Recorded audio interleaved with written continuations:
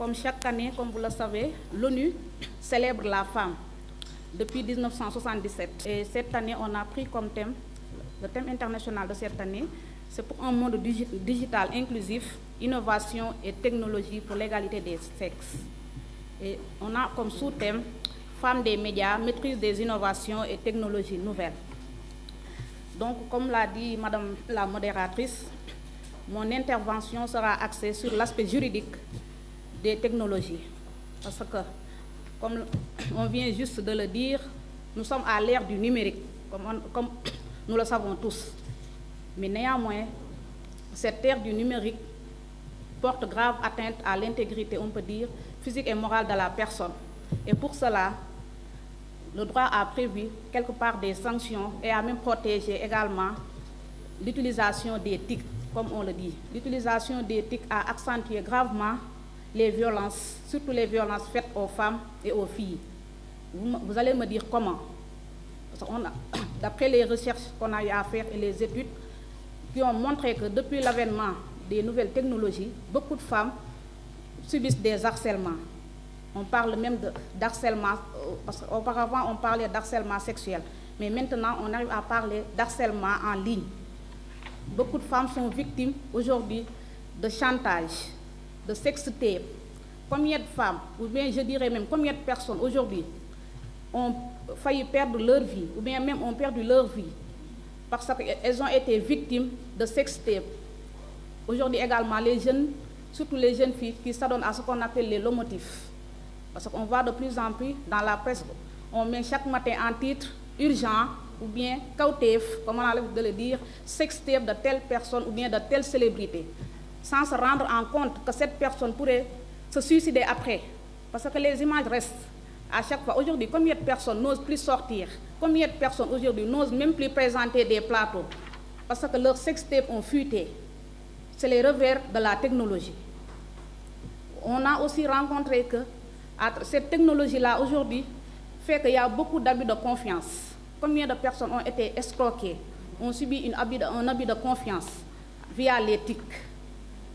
Aujourd'hui, on parle également de racisme. C'est également via l'éthique que ce racisme-là prend de plus en plus de l'ampleur. Nous, en tant que pays champion d'Afrique, on a été victime peut-être, ça nous amusait, mais c'était trop grave parce qu'on a été victime de xénophobie depuis 2008. L'État du Sénégal avait mis en place la cybercriminalité, la loi sur la cybercriminalité, la loi du 25 janvier 2008 et la protection des données personnelles. Parce que nous, dans le cadre de notre travail, on rencontre que de jour en jour, des personnes viennent nous voir pour porter plainte parce qu'elles ont été victimes, leurs données ont été partagées sans leur consentement. Et cette loi de 2008 permet de protéger les données des personnes. Personne d'autre, sauf les autorités compétentes, ne doivent utiliser des données de personnes sans leur consentement. Et aujourd'hui, on voit que de plus en plus, c'est ce qui se fait. On ne se rend même pas compte qu'on est en train de commettre une infraction qui est punie par la loi. Combien de ménages se sont brisés à cause de l'Internet? Combien de foyers? Le sous-thème aujourd'hui nous interpelle tous. Comment utiliser les technologies? Est-ce qu'aujourd'hui, nous femmes, puisque le thème, on est en mois de mars, c'est notre mois, donc je dirais, est-ce que nous femmes, nous savons utiliser à bon escient les technologies?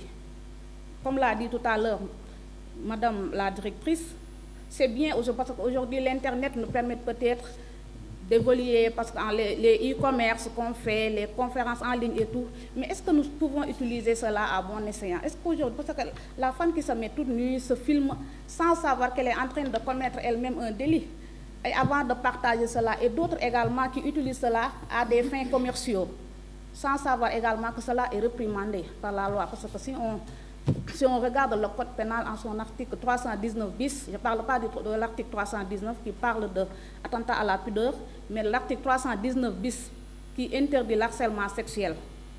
Donc l'harcèlement en ligne, aujourd'hui on est victime, de plus en plus on est victime d'harcèlement en ligne, mais on va l'introduire dedans parce que la cybercriminalité n'a pas pris en compte cet harcèlement-là. Donc c'est le code pénal qui va punir cela.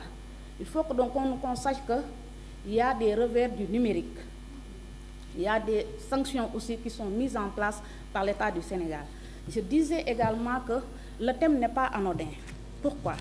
Parce que depuis 2022, l'ONU Femmes avait commandé de faire un rapport, qu'on appelle un rapport gros plan sur les femmes, pour montrer l'apport des femmes sur le numérique. Et il a été démontré que plus d'1 milliard, de 1000 milliards de pertes pour les pays de PIB, pour les pays en voie de développement, si on exclut les femmes. Donc aujourd'hui, on parle d'une inclusion, d'une société inclusive des femmes, parce qu'il y va peut-être de l'intérêt, peut-être je dirais mondial, ou bien de leur intérêt. On ne peut pas exclure les femmes dans le numérique. Les femmes représentent presque 70%, voire plus, de la population mondiale. Donc on ne peut pas nous exclure. Donc c'est normal qu'on parle d'une inclusion de ces femmes-là pour un monde digital et pour l'égalité des sexes. Mais est-ce qu'aujourd'hui, nous, femmes, nous sommes prêtes? C'est aussi la grande question qu'on se pose. Est-ce que nous sommes prêtes? Parce que parler d'une inclusion, c'est bien. Mais est-ce qu'aujourd'hui, nous sommes prêtes pour cette inclusion-là? Parce que vous savez tous, je pense que mes co-panélistes vont le dire, surtout avec le représentant de Gaïndé, qu'aujourd'hui, le monde digital est presque resté aux hommes. Parce que les femmes, bon, les opérateurs, parce qu'il y a les opérateurs de mobile parfois qui essaient de faire comme des concours de Linguère digitale par exemple. Sur le plan Sénégal émergent également, on a essayé, il y a Miss Tech, Miss Mathématiques, mais jusque-là, est-ce que nous sommes prêts pour vraiment intégrer les nouvelles technologies? Surtout les femmes des médias, parce qu'on a posé une question très importante. Qu'est-ce qu'on représente par rapport aux médias?